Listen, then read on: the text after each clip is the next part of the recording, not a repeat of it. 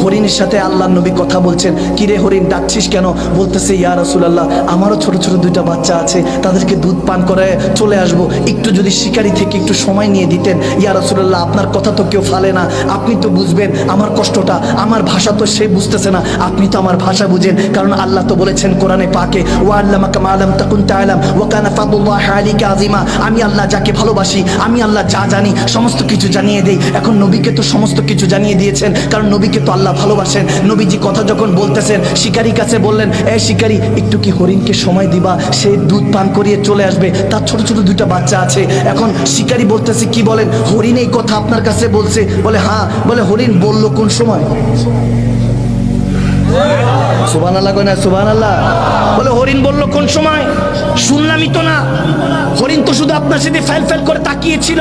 আমার নবী বলে, তোর কলব এখন মুর্দা, এই জন্য তুই কিছু শুনবি না। যদি ইমানের নূর দিয়ে জিন্দা হতো, তাহলে হরিণের কথাও তুই শুনতে পাইতি। তুই হরিণের কথা, এমনকি জাররা জাররা যে আল্লাহর জিকিরে আছে, সেটাও শুনতে পাইতি। তখন শিকারী বলতেছে, এত কিছু বুঝবো না, হরিণকে ছাড়া যাবে না, এটা কোনো সম্ভব না। একবার যদি খাঁচা থেকে চলে যায়, সেই শিকার কি আর ফিরে আসে? আমার নবী বলতেছে, কি করব কি করব? হরিণ বলতেছে, ইয়া রাসূলুল্লাহ, আমার ছোট ছোট দুইটা বাচ্চা, আমি মা সহ্য করতে পারবো না, আমি চলে আসবো, ওয়াদা করলাম আকা, একবার আমাকে ব্যবস্থা করে দেন, একটু ব্যবস্থা করে দেন। এখন হরিণদের এই অবস্থা দেখে আমার নবী চিন্তা করতেছেন, আমি তো রাহমাতুল আলামিন, ওই শিকারীর জন্য রহমত, এই হরিণের জন্য রহমত, আল্লাহ আমাকে বানিয়েছেন, কাঠটা রেখে কাঠটা কি করি? এখন হঠাৎ করে রাসূল ডিসিশন নিলেন, এই শিকারী, এক কাজ কর, হরিণকে যেতে দে, আমি নবী মুস্তাফাকে আটকে রাখ, আজকে আমাকে আটকে রাখ। শিকারী হঠাৎ করে লোভে পড়ে গেল, চিন্তা করলো হরিণ বিক্রি করলে আর কত টাকা পাবো, নবী মুস্তাফাকে যদি বাজারে উঠাই, অনেক সাহাবা আছে, কোটি কোটি টাকা তাদের আছে, ওই সাহাবারা আমার নবী অর্থাৎ আমাদের দয়াল নবীকে, মুস্তাফা জানের রহমতকে খরিদ করে নিয়ে যাবে। সেই মনে মনে খারাপ চিন্তা করতে লাগলো যে আজকে তো বাজার গরম হবে, হরিণ বিক্রি করলে কত আর পাবো, মানুষ বিক্রি করলে তখন দাস প্রথা কেনা বেচার সিস্টেম ছিল, চিন্তা করলো আমার নবীকে বিক্রি করবে। যখন এই খেয়াল করলো, বলে ঠিক আছে, রাজি হয়ে গেল, হরিণকে ছেড়ে দিল, নবীজি আটকে রইলো। তখন শিকারী মনে মনে মুচকি মুচকি হেসে বলতেছে, আপনি তো ফেসে গিয়েছেন, একবার শিকার চলে গেলে সেটা কি আর খাঁচায় ফিরে আসে? আজকে তো আপনাকে চড়া দামে বিক্রি করব।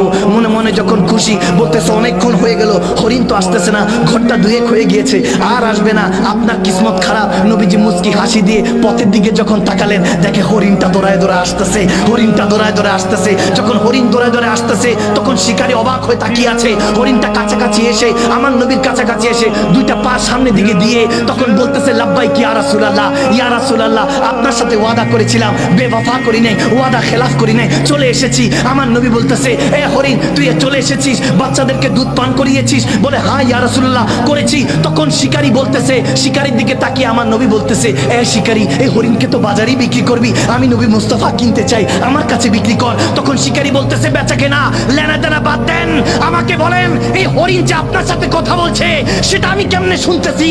তখন আমার নবী বলে, কিছুক্ষণ আগে তোর দিলটা মুর্দা ছিল, এখন আমি নবী মুস্তাফার প্রেমে পড়েছিস, এখন তোর কলবটা আল্লাহ জিন্দা করে দিয়েছে, এখন তুই মাখলুকাতের কথা শুনবি, এখন হরিণের কথাও শুনবি। যখন এরকম কথা শুরু হলো, হরিণটা চোখের পানি ছেড়ে দিয়ে বলতেছে, ইয়া রাসূলুল্লাহ, আপনি আমাকে কবুল করে নেন। শিকারী বলতেছে, আর হরিণ কি বেচবো, জান, হরিণকে আপনাকে হাদিয়া করে দিলাম, আমার মা বাবা, ফিদাকা উম্মি ওয়া আবিকা ইয়া রাসূলুল্লাহ, আমার মা বাবা আপনার কদমে কুরবান, এই হরিণটা কি জিনিস, জান, হাদিয়া করে দিলাম। তখন শিকারী দুজন জড়িয়ে ধরে কান্না করছে। শিকারকে ধরিয়ে যখন হরিণ ওই শিকারীকে জড়িয়ে ধরে কান্না করছে, আমার নবী মুস্কি মুস্কি হাসতেছে যে প্রেমের মিলন মেলা হয়ে গিয়েছে। এখন শিকারী বলতেছে, ও গো রাসূল, আপনাকে চিনতে পারি নাই, আমাকে ক্ষমা করেন। এখন শিকারী আমার নবীর কদমে পড়ে তখন চোখের পানি ছেড়ে দিয়ে বলতেছে, আমাকে কলমা পড়ার নূরের সেই দাওয়াতটা দেন, আমি সেই এক আল্লাহ হতে চাই, আমাকে সেই কালমার দাওয়াতটা দেন। যখন নবী কালমা পড়িয়ে দিলেন, এখন কালমা পড়িয়ে সেই কাফের থেকে সাহাবী হওয়ার পর হয়তোবা তার মুখ দিয়ে বের হচ্ছিল, ये नाज ये अंदाज हमारे नहीं होते, अगर झोली में टुकड़े मुस्तफा तुम्हारे नहीं होते, मिलती हुजूर नाप के दर से भी इस मंगतों के यहाँ गुजार नहीं होते। या रसूल अल्लाह, या हबीब अल्लाह, আপনার গুনাহগার উম্মত ছিলাম, আজকে থেকে আপনার হাতে কলমা পড়ে যখন মুসলমান হয়ে গিয়েছি, আজকে থেকে সবাই সাহাবী হিসাবে আমাকে সম্মান করবে।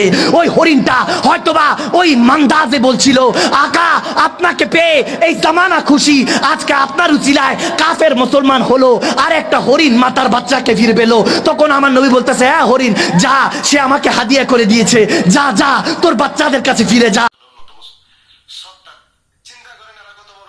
জাতি, একটা মহিলা তাদের কাছে নির্যাতিত হয়ে দুঃখে কষ্টে আবেগে আপ্লুত হয়ে জামাতের আমিরকে জড়ায় ধরে কান্না করতেছে আর তার কাছে বিচার দিতেছে, আর তারা এটাকে নিয়ে খুবই কুৎসিত মন্তব্য করতেছে।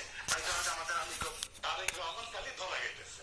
আর তারেক রহমান যদি নিজে নিজে বুঝে কথা বলে তাহলে নিজের থেকে বুঝে ধরা গেতেছে। আর যদি উনি কারো আবার দেখেন টেলিগ্রামে মাতারি হাসিনা দলের কর্মীদের বলতেছে যে তাদের মাইরা মরো, মামলা এমনিও খাবা, অমনিও খাবা, এক পিছনে ছিল। মাইরা মরো। ভালো লাগে আমার, এই ভালো ভালো এই কথা কর।